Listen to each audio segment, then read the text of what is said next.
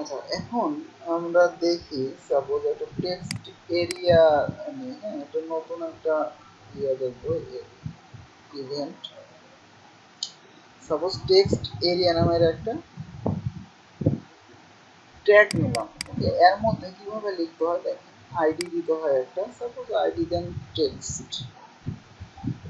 আর এখানে কলস রোজ মানে হচ্ছে, সাপোজ আপনি এখানে যদি এতটুকু নিতেন দিয়া যদি একটু রান করান, দেখেন এই যে বক্স, হ্যাঁ, কলস রোজ মানে আপনি ইচ্ছা মতো এর মধ্যে কল রো বসাইতে পারবেন। সাপোজ যদি এখানে আপনি রোজ আরো বাড়াইতে চান, মনে করেন 25টা, রো মানে কোনটা, রো মানে এই যে দেখেন নিচ থেকে সে বেশি বেড়ে গেছে। হ্যাঁ, কলস যদি বাড়াইতে চান কলাম, আপনি জাস্ট কি করবেন, এখানে বাড়াবেন কলসের মধ্যে, কলস লিখে এখানে এখানে আমাদের বানাবেন। তো আমরা এই টেক্সট এরিয়া এগুলা ট্যাগের কাজ জানি। ওকে, এখন আমাদের কাজ হচ্ছে সাপোজ এর মধ্যে যদি আমরা কিছু টেক্সট দিই, ধরুন এখানে টেক্সট কথাটা লেখা থাকতেছে টেক্সট, অনেকবার টেক্সট টেক্সট টেক্সট অনেকবার লেখা আছে,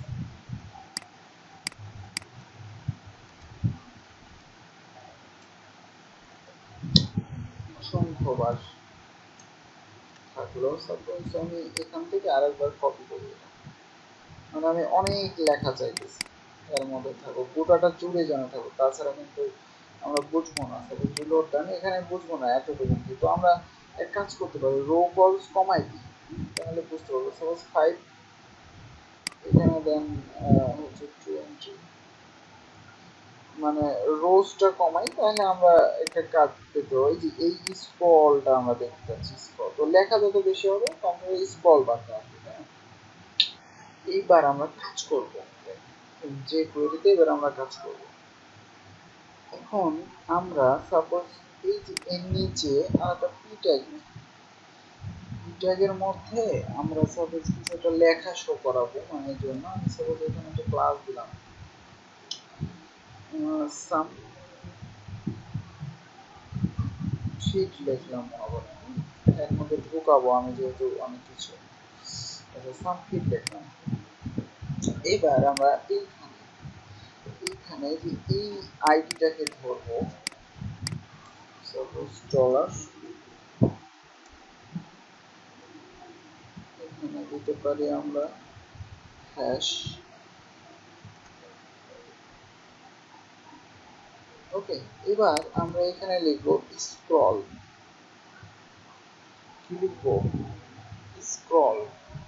তো আমরা এখানে ডবল ও হবে না, ডবল এল হবে, স্ক্রল। এইটার কাজ হচ্ছে স্ক্রল যখন হবে তখন কাজ করানো, হ্যাঁ, স্ক্রল যখন হবে তখন কাজ করানো। তো এখানে ফাংশন লেখেন, ফাংশন লেখার পরে সাপোজ এখানে একটা টেস্ট করার জন্য অ্যালার্ট লেখেন, এর মধ্যে লেখেন হচ্ছে স্ক্রল। এইবার রিলোড দেন, এই যে স্ক্রল করব তখন কাজ করা, আমি যখন এই যে স্ক্রল করতে লাগছি দেখেন এখানে একটা অ্যালার্ট বক্স হচ্ছে। হ্যাঁ, কোনো একটা সাইটে সাপোজ আমাদের সাইটে একটু কিছু স্ক্রল করা লাগতে পারে, নিচে নেওয়া লাগতে পারে, তো এরকম স্ক্রল যখন করব স্ক্রল থেকে তখন আমাদের এইটা নিয়ে কাজ করতে পারবো আমরা, স্ক্রল এই জিনিসটা। ওকে, আচ্ছা, এইবার আমরা চাইতেছি যে সাপোজ আমরা যে স্ক্রল করতেছি সেটার নিচে যে এই ক্লাসের মধ্যে ঢুকাবো আমরা, এই ক্লাসের মধ্যে ঢুকাবো। আচ্ছা, এবার আমরা যেটা করতে পারি সেটা হচ্ছে এখানে নিতে পারি ডলার ডট, এইখানে আমাদের কি করতে হবে, এই ক্লাসটাকে ধরতে হবে, এর মধ্যে যেটা আমি কিছু একটা শো করাতে চাচ্ছি, ঢুকান। এইবার এখানে ডট এইচটিএমএল লেখেন, এর মধ্যে আমরা এখন যা লিখবো সেটাই তো শো করবে। সাপোজ লেখেন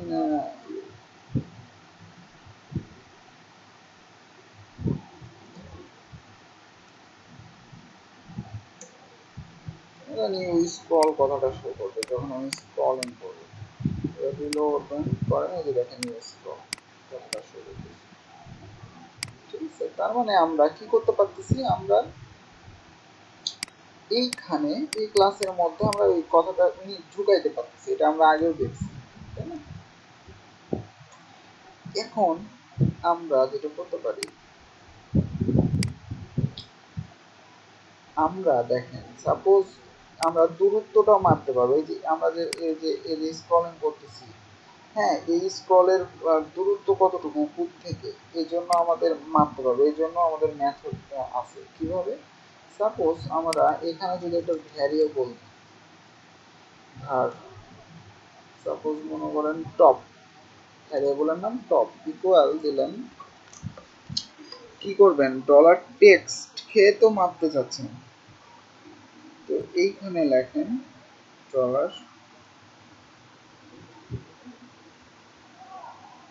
হ্যাশ টেক্সট। হ্যাঁ, এটাকে ধরলাম, ধরে আমি বললাম এখানে যে স্ক্রল টপ, এইটার কাজ হচ্ছে উপর থেকে যে নামাইলে ওইটার কতটুকু দূরত্ব হচ্ছে সেটা মানে কাজ করানো, হ্যাঁ, কাজ করানো। এখন আমি যদি এই টপটাকে এখানে ঢোকাই, সাপোজ এর সাথে আমি যোগ করাই দিই, এখানে দিয়ে দিলাম, ওকে।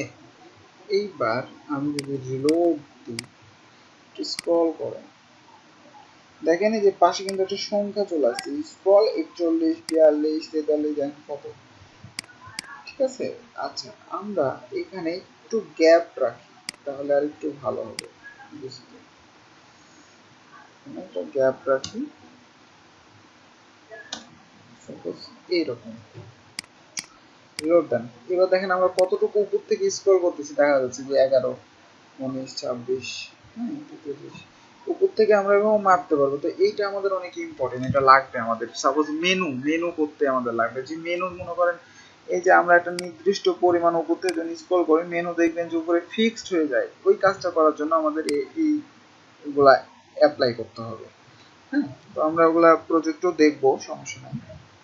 আচ্ছা, আমরা এই পর্ব দেখবো একটা বাটন তৈরি করেন, বাটনের নাম দিলেন সাপোজ ক্লিক, একটা ক্লাস দেন ক্লিক। এবার নিচে পি লেখেন, সামথিং, ওকে। এইবার সাপোজ যদি আমরা রান করি, বাটন সামথিং। এখন আমরা যদি বলি custom.js এ যে যখন ডলার ডট ক্লিক করা হবে, যখন ক্লিক করা হবে মানে বাটনকে ক্লিক করা হবে, তখন একটা ফাংশন তৈরি হবে, এর মধ্যে বলতে পারি যে ডলার পি, যেটা পি, হ্যাঁ, এর মধ্যে অ্যাপেন্ড হবে, কি হবে, অ্যাপেন্ড হবে পি, সাপোজ পি ড্যাট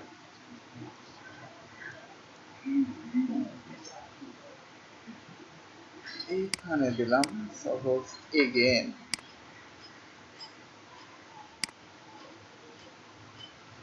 ওকে, এখনো বোঝার দরকার নাই অ্যাপেন্ড মানে কি, এবার দেখবেন অ্যাপেন্ড মানে কি।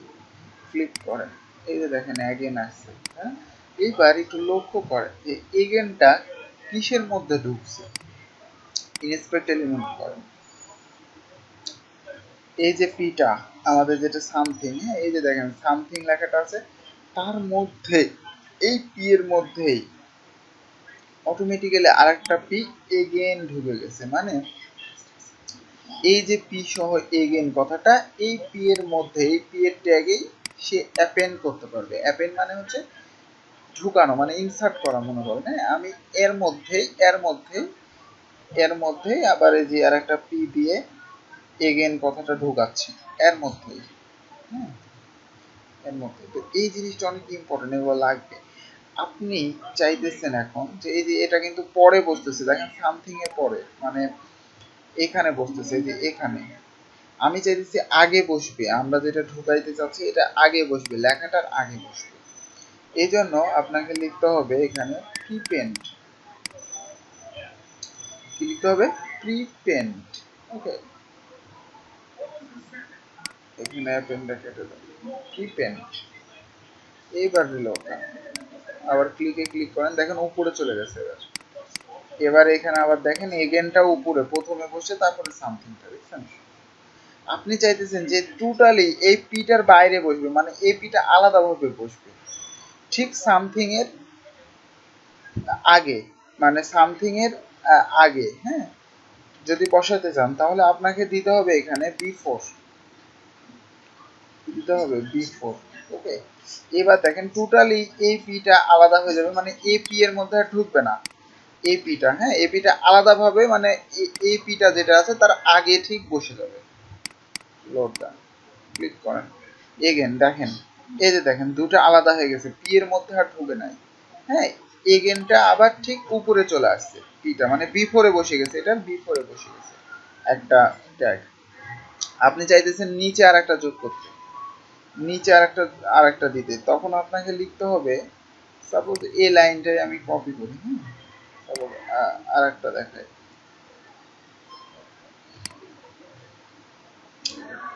যদি আপনি তারপরে লেখেন তাহলে এখানে লিখতে হবে আফটার।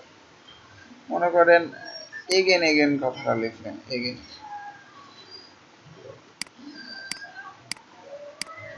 দেখেন এই যে দেখেন এগেন কথাটা সেম তার পরে বসে গেছে। হ্যাঁ, তার ঠিক পরে বসে গেছে।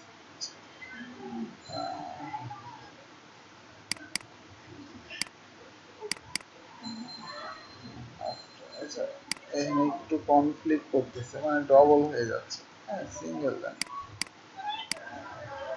ক্লিক করেন, এই যে দেখেন এগেন কথাটা তার পরে বসতেছে, এর পরে বসতেছে, ভিতরে ঢুকতেছে না। তো এইভাবে আমাদের এই চারটা এলিমেন্টের জিনিস বুঝতে হবে ভালো মতো। অ্যাপেন্ড মানে ঠিক ওই ট্যাগেরই ভিতরে ঢুকবে, প্রিপেন্ড মানে তার আগে ঢুকবে, এই ট্যাগের মানে পরে আসবে, তার বিফোরে বসবে হচ্ছে প্রিপেন্ড। আর সম্পূর্ণটাই যদি আমরা বাইরে বসাতে চাই তাহলে আফটার বিফোর। হ্যাঁ, এটা লাগবে আমাদের, অনেক ইম্পর্টেন্ট একটা ব্যাপার। আচ্ছা, এইবার একটু দেখেন যে আমি সাপোজ, আচ্ছা এই জায়গায় ডলারের জায়গায় যে কুইরি ইউজ করবেন এটা বেশি স্ট্যান্ডার্ড। হ্যাঁ, যে এটা কনফ্লিক্ট করবে না, মানে ডলারের জায়গায় যে এটা ইউজ করলে বেশি ভালো। তো দেখেন একই কাজ করবে। তো আমরা এটারই অভ্যাস করবো যে কোয়েরি লেখা। আচ্ছা, এখানেও যে কোয়েরি নেবেন, মানে যেখানে ডলার নেবেন সেই জায়গায় যে কোয়েরি। আচ্ছা, এখন আমরা যদি একটা বক্স বানাই, মনে করেন এখানে একটা বক্স বানাই, বক্স, এই বক্সটার সাপোজ উইথ হাইট আমরা দিতে পারি, এখানে একটু ডিজাইন করতে পারি।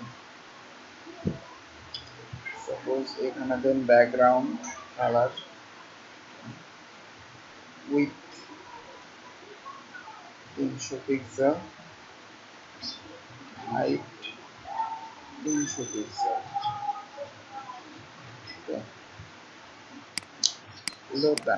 বক্স তো আসছে, তাই না, বক্স আসছে। এখন এই যে উইথ হাইট আমি কত দিলাম, একটা যে কোনো একটা জিনিসের আমি এটা বের করতে চাচ্ছি।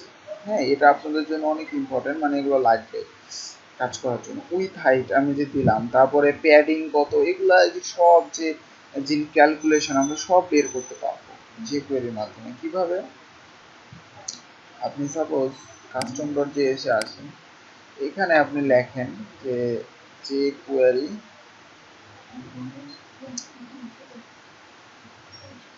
এইখানে সাপোজ বলেন যে ডট বক্স এর সাপোজ উইথ, এখানে লেখেন উইথ, ওকে, মানে বক্সের উইথটা। এখন আমি যদি এটাকে একটা ভ্যারিয়েবলের মধ্যে নিই, মনে করেন ভ্যারিয়েবল, একটা ভ্যারিয়েবল বানান, ভ্যারিয়েবলের নাম দেন সাপোজ উইথ বক্স উইথ, ওকে। এবার এটাকে অ্যালার্ট করেন, বক্স উইথ,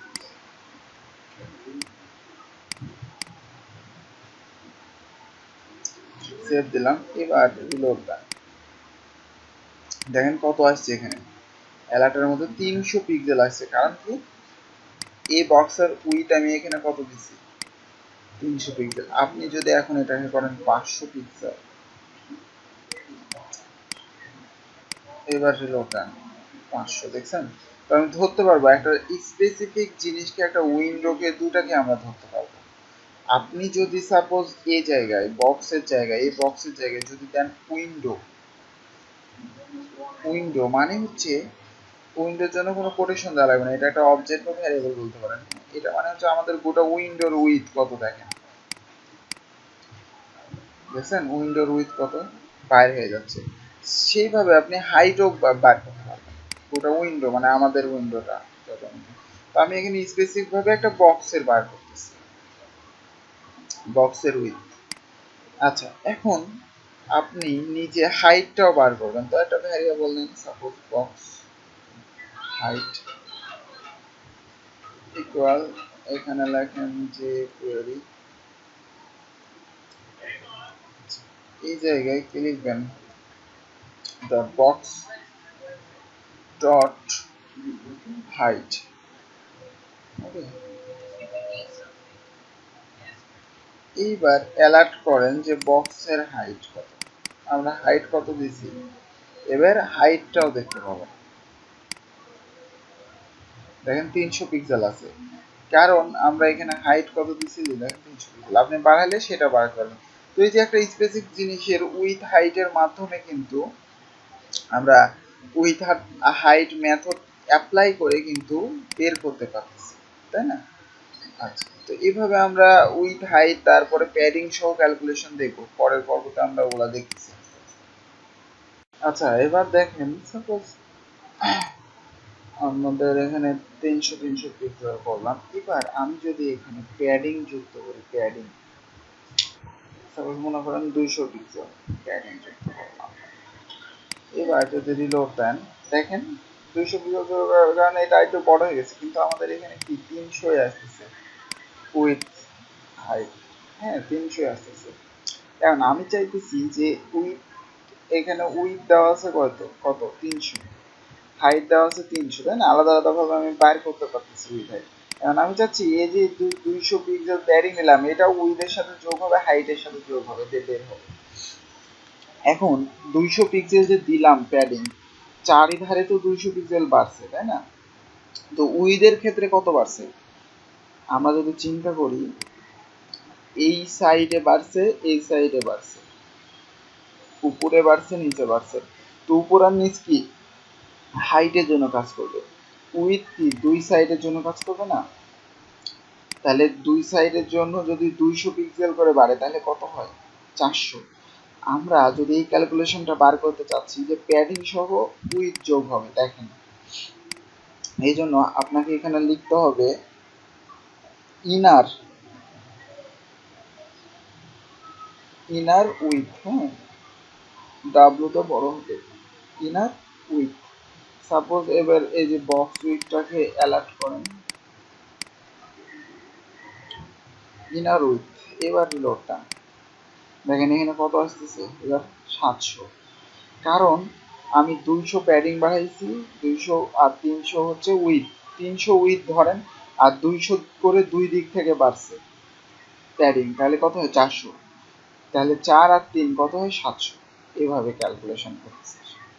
হ্যাঁ, আমি যদি প্যাডিং সহকারে ক্যালকুলেশন করি তাহলে ইনার উইথ দিব। তেমনি হাইটটা যদি করতে চাই, তখন আমি দেব ইনার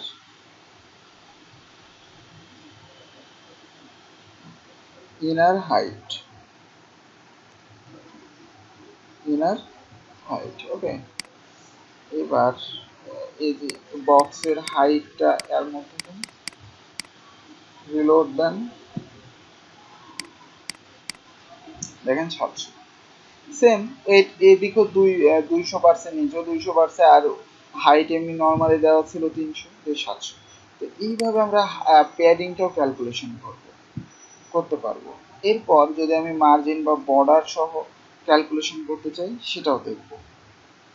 আচ্ছা, আমরা এখন যে কোয়েরির আর একটা মেথডের কাজ দেখব, সেটা হচ্ছে লোড। সাপোজ আমরা যদি একটা বাটন নিই, বাটনের মধ্যে আমি সাপোজ নাম দিলাম ক্লিক। ওকে, এর মধ্যে আমি একটা ক্লাস দিতেছি যে ক্লিক, সাপোজ ক্লাসের নাম হচ্ছে ক্লিক। ওকে, নিচে সাপোজ একটা পি নিলাম যে এর মধ্যে কিছু একটা আসবে, কিন্তু এর মধ্যে কি আসবে, সাপোজ আমি চাইতেছি, আমরা জানি যে যে কোয়েরির মাধ্যমে আমি এর মধ্যে কিছু একটা অ্যাপেন্ড বা প্রিপেন্ড ইচ্ছা মতো করতে পারবো, ঢুকাইতে পারবো, ইনসার্ট করতে পারবো, কিন্তু আমি চাইতেছি যে আর একটা ফোল্ডার থেকে আসুক। সাপোজ আমি এখানে একটা ফোল্ডার বানালাম, এই ফোল্ডার থেকে সে কাজ করবে, মানে ফোল্ডার না, সরি, একটা ফাইল বানালাম, এই ফাইল থেকে সে নিয়ে যাবে। সাপোজ ফাইলের নাম দেন যে আদার আদার ডট, সাপোজ এটাও এইচটিএমএল লেখেন, সমস্যা নেই, এইচটিএমএল। ওকে, এখন এটা ওপেন করেন, এটার মধ্যে আপনি লেখেন সাপোজ হাই কেমন আছেন। ওকে, হাই কেমন আছেন, এই কথাটা সেভ দেন। আচ্ছা, এই ফাইলটা সেভ দিলাম। এইবার আমরা এখানে যে কাস্টম ডট যে ওই কথাটা যেটা লিখলাম হাই কেমন আছে, সেই কথাটা আমরা এখানে নিয়ে আসবো। দেখেন কিভাবে, আমরা এখানে লিখবো যে কোয়েরি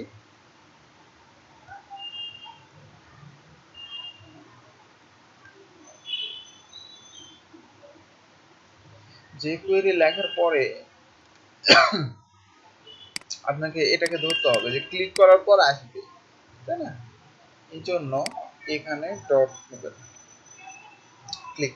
আর এখানে ডলারের পরিবর্তে আমরা যে কোয়েরি লিখতেছি কেন, কারণ এটা এখন স্ট্যান্ডার্ড। হ্যাঁ, এটা ইউজ করবেন, একই যে ডলার ইউজ করলেও হবে, যে কোয়েরি ইউজ করলেও হবে, বাট যে কোয়েরি ইউজ করাটা একটু স্ট্যান্ডার্ড। আচ্ছা, এইবার আমরা এখানে ডট লিখব ক্লিক, এর মধ্যে একটা ফাংশন বানান। আচ্ছা, এবার আপনি বলেন যে যে কোয়েরি এইখানে কার মধ্যে ঢুকাতে চাইতেছি, পি এর মধ্যে, তাই না? তো এখানে লেখেন পি এর মধ্যে। এইবার কি ঢুকবে, লোড হবে, লোড নামের মেথড। কি লোড হবে, সাপোজ কোন ফাইল থেকে, ওই যে আদার ডট এইচটিএমএল ফাইল থেকে এই কথাটা আসবে, লোড হবে। ওকে, তো এখানে লেখেন আদার ডট এইচটিএমএল। ওকে, এইবার সেভ দেন আদার ডট এইচটিএমএল। এবার রিলোড দেন, এর ক্লিক করেন, দেখেন হাই কেমন আছে, এই কথাটা আলাদা ফাইল থেকে সে নিয়ে আসতে পারতেছে, এবং দেখেন এই যে পি এর মধ্যে সে ঢুকাই দিছে, পি ক্লাসের মধ্যে, দেখছেন? তো আমরা জাস্ট এমনিও শিখছিলাম, এবং আদার ফাইল থেকে কিভাবে নেবে, আমরা নর্মালি অ্যাপেল প্রিপেন এসটিএমএল টেক্সট এর মাধ্যমে কিভাবে ঢুকানো যায় সেটা দেখছিলাম। এখন দেখলাম যে আদার একটা ফাইল থেকে যে লেখা আছে সেই লেখাটা টেনে নিয়ে আসে শো করানোর জন্য আমাদের এখানে লোড নামের মেথড ইউজ করতে হবে। ওকে, আচ্ছা, এখন আমরা একটু অন্য কিছু দেখি, মানে একটু অন্য টাইপের কাজ। সেটা হচ্ছে সাপোজ মনে করেন ডট ওয়ান নামের একটা ক্লাস আছে, তার মধ্যে টু নামের ক্লাস নিলেন। ওকে, তার মধ্যে থ্রি থ্রি নামের ক্লাস নেবেন।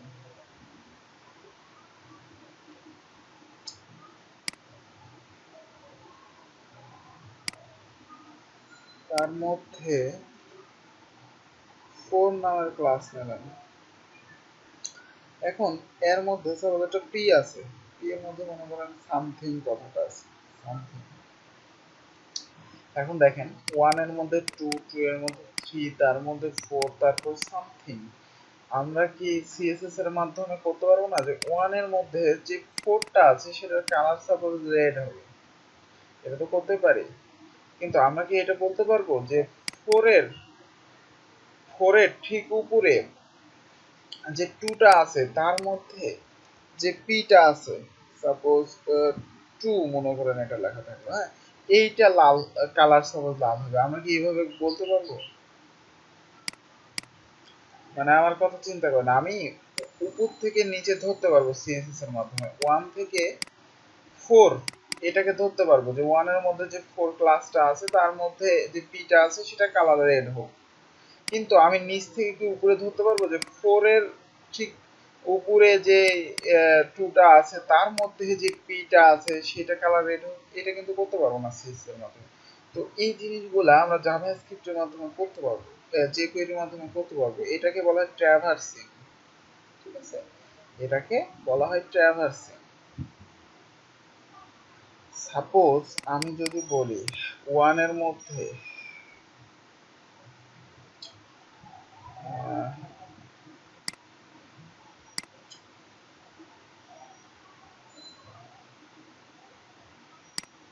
আমরা স্টাইল ডট সিএসএস টা ওপেন করি। আমরা যদি বলি যে ডট ওয়ান এর মধ্যে যে ফোরটা আছে সেটার কালার রেড হবে, ওকে। এবার যদি রিলোড দেন,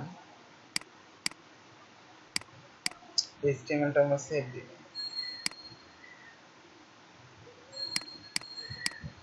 দেখেন সামথিং কথাটা রেড হয়েছে, দেখছেন?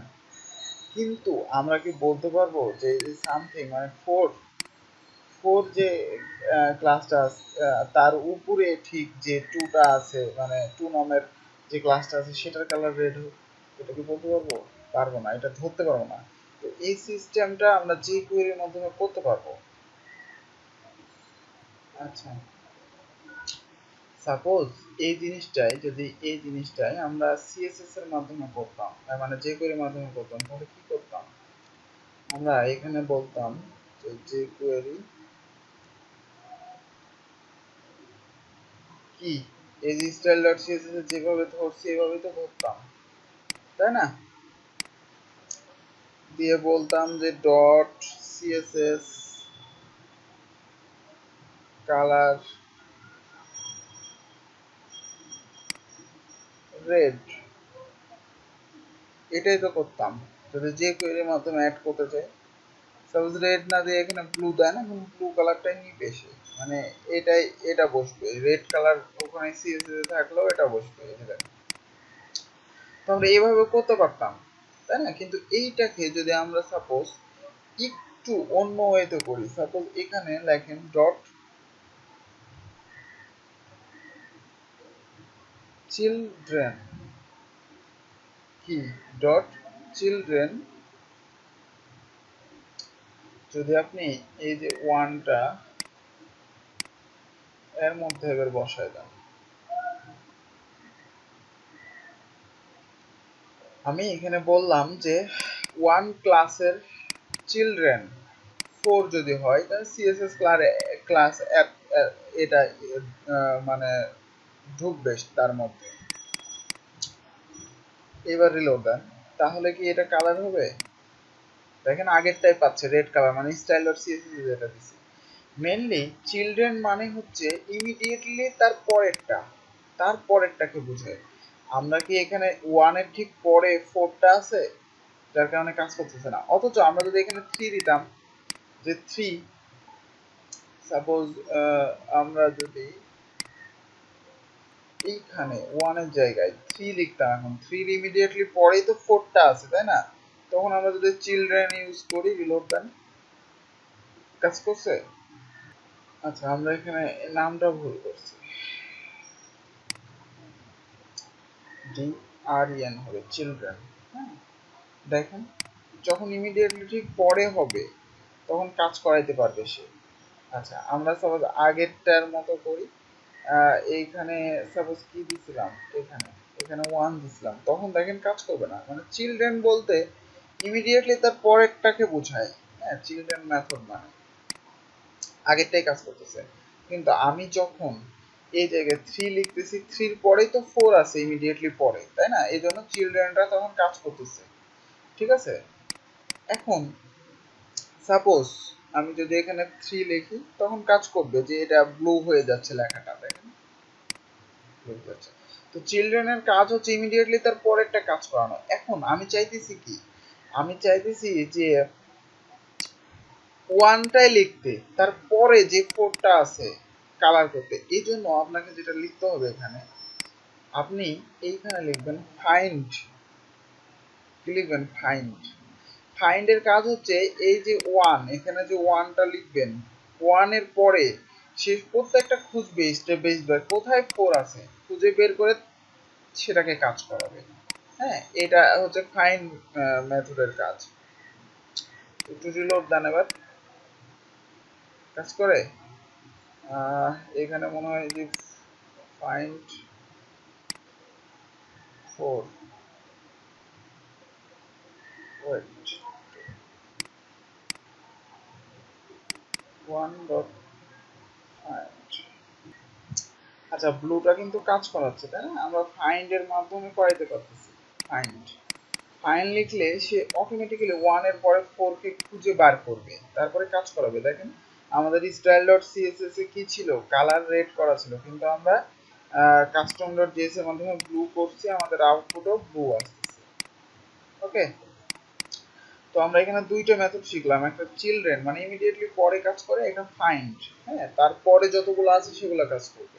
আচ্ছা এইবার আমরা যেটা চাইতেছিলাম সেটা হচ্ছে আমি চাইতেছি যে 4টাকে ধরে 2, এইটার কালার আমি রেড করবো, মানে 4 এর মধ্যে যে 2টা আছে এরকম ধরতে চাচ্ছি। এই জন্য আপনাকে যেটা করতে হবে সেটা হচ্ছে এখানে এইখানে আপনি লেখেন 4, এখানে 4 কথাটা লেখেন যে যে করি 4,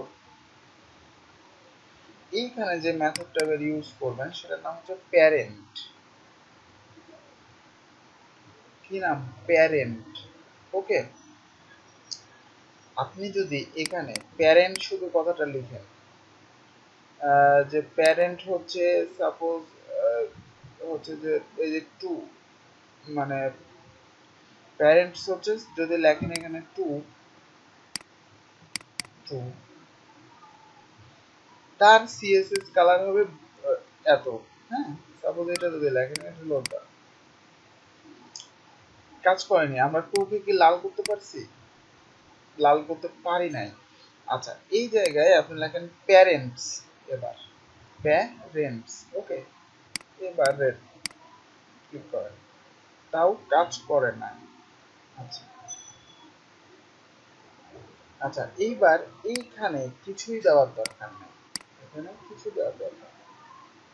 দেখেন তো কাজ করে কিনা, কিছু দেখছেন কাজ করতেছে, 2টা কিন্তু এখন নিয়ে ইয়ে হয়ে গেছে। কিন্তু আমার এইখানে যদি এই যে এইখানে 3 এর মধ্যে মনে করেন যে একটা কিছু থাকতো যে পি এর মধ্যে 3, 3 ওকে, এখন আমরা যদি রিলোড দিই এখানে দেখেন 3টাও হয়ে গেছে, মানে এখানে যেটা বোঝাচ্ছে যে প্যারেন্টস মানে আপনার এই যে 4 এর ইমিডিয়েটলি উপরে যতগুলো আছে, যার মধ্যে যতগুলো আছে সবগুলাকে সে নিয়ে নিচ্ছে। আমি চাচ্ছি এখন 3টা শুধু হোক, এই জন্য আমাকে লিখতে হবে এখানে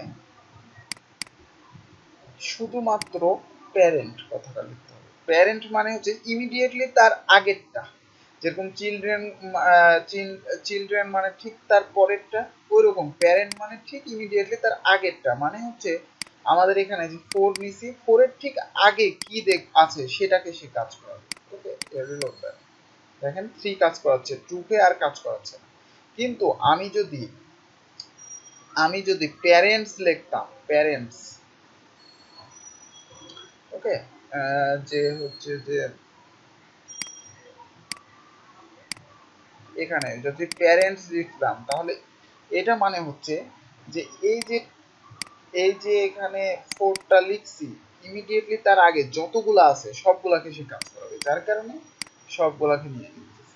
তো আমি দেখেন যে ইয়ার মাধ্যমেও, যে করে মাধ্যমেও নিচ থেকে উপরে কিন্তু এই যে ধরতে পারতেছি প্যারেন্টস, প্যারেন্টস এর মাধ্যমে দেখেন প্রত্যেকটাতে যে কালার ব্লু করে ফেলছে স্টাইল ডট সিএস, প্রত্যেকটাতে।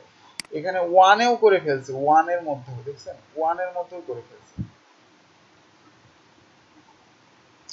ওয়ানের মধ্যেও করে ফেলছে সে, কারণ যতগুলো আছে সবগুলাকে সে করে ফেলবে। আচ্ছা, এখন সাপোজ মনে করেন আমরা এখানে একটা বক্স নামের একটা যদি ক্লাস নিই, এবার সবার উপরে এটা বক্সটা সবার নিচে এবার নামাই দেন। হ্যাঁ, সবার নিচে নামাই দিলাম। এইবার দেখেন আমরা তো প্যারেন্টস ইউজ করছি, যার কারণে যে বক্সের মধ্যে সাপোজ যদি আমি কিছু একটা লিখি, হ্যাঁ কিছু একটা লিখি, আমরা সেটাও কালার করে ফেলবে। সাপোজ বক্স কথাটা যদি লিখি, এইটার মধ্যে ওই কালার ব্লু করে ফেলার কথা। ও সরি, বক্স নামের আমরা স্টাইল করা আছে তো, যার কারণে এখানে প্রবলেম। বক্স 2 দিয়ে দেন, দেখেন ও বক্সটাকেও সে কালার করে ফেলছে। মানে হচ্ছে যে সে যতগুলা পাবে উপরে সবগুলাকে নিয়ে নিয়েছে প্যারেন্টস মানে। কিন্তু আমি চাইতেছি যে একটা রেঞ্জ সহকারে সে নেই, রেঞ্জ মানে সে এই ওয়ানের উপরে আর যাবে না, ওয়ান থেকে মানে নিচের গুলাকে কাজ করাবে। এই জন্য আপনি যদি কাস্টম ডট জেএস এখন এই প্যারেন্টস এর মধ্যে ডট ওয়ান লাগাই দেন, ওয়ান, এবার রিলোড দেন, দেখেন সে ওয়ান পর্যন্ত নিচে, উপরেরটাকে কি করছে আর নেয়নি, বক্সটাকে কিন্তু নেয়নি। ওয়ানের মধ্যে যতটুকু আছে মানে এই যে ওয়ান, এই ওয়ান থেকে নিচের টুকু কাজ করেছে, বক্সটা আর কাজ করেনি। তো আমরা এভাবে ইচ্ছা মতো রেঞ্জও দিয়ে দিতে পারবো যে এতটুকুর মধ্যে কাজ করুক, ঠিক আছে। আচ্ছা,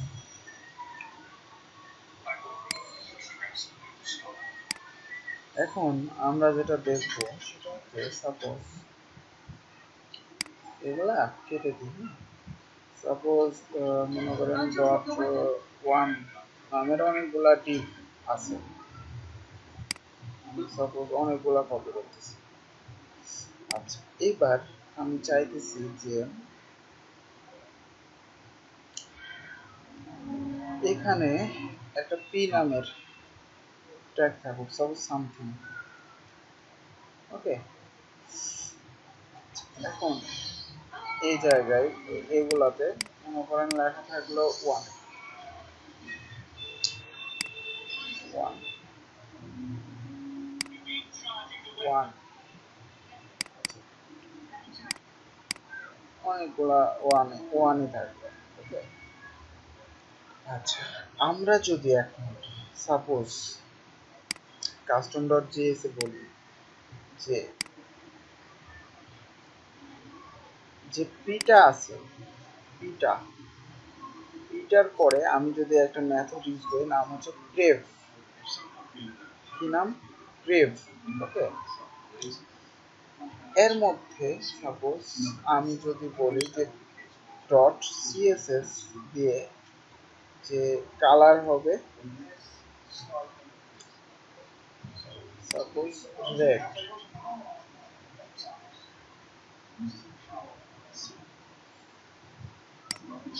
কালার সাপোজ রেড হবে, ওকে। এবার যদি আমি রিলোড দিই, দেখেন ব্রেক মানে হচ্ছে যে সামথিং কথাটা ঠিক উপরেরটা, ইমিডিয়েটলি উপরেরটা কাজ করতেছে, তাই না। আমরা দেখুন প্যারেন্টস ইউজ করলাম ওই রকম সেম। ওইরকম সেম। এখন আমি যদি এই জায়গায় দিই প্রেভ অল, প্রেভ অল, এখন এই যে পি এর প্রিভিয়াসে মানে যতগুলো আছে সবগুলা নেবে না, সবগুলা নিচ্ছে দেখছেন। এখন আমি চাইতেছি যে কোনো একটা মানে ক্লাস প্রিভ অল এর মধ্যে যেগুলা মনে করেন শুধু ওয়ান নামের ক্লাস, এখানে আরো কিছু ক্লাস দেন, সাপোজ ঢুকাই দেন এর মধ্যে, এই ক্লাসের নাম মনে করেন দেন টু, হ্যাঁ টু, ওকে।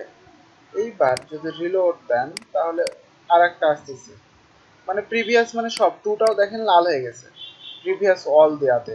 এখন আমরা যদি এই জায়গায় বলি যে শুধুমাত্র ওয়ান নামের ক্লাসগুলোতে হবে, শুধু ওয়ান নামের ক্লাসগুলোতে হবে আর অন্যগুলোতে না, রিলোড দেন,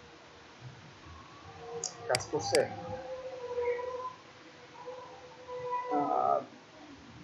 প্রিভ অল ওয়ান, আচ্ছা একটু ওয়েট,